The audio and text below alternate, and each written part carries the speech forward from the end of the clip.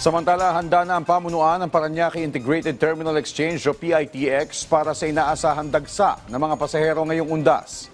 Ayon kay PITX spokesperson Jason Salvador, inaasahan nilang aabot sa 2.1 milyon ang pasahero sa terminal na mas mababa kumpara sa nasa 2.4 milyon na pasahero noong nakaraang taon.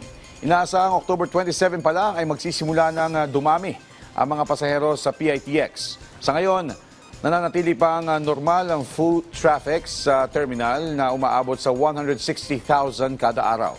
Nagsagawa na rin ng inisyal na inspeksyon ang Department of Transportation sa PITX kung saan mahigpit na binabantayan ang pagdami ng mga kolorum at iligal na pagtaas ng pamasahe.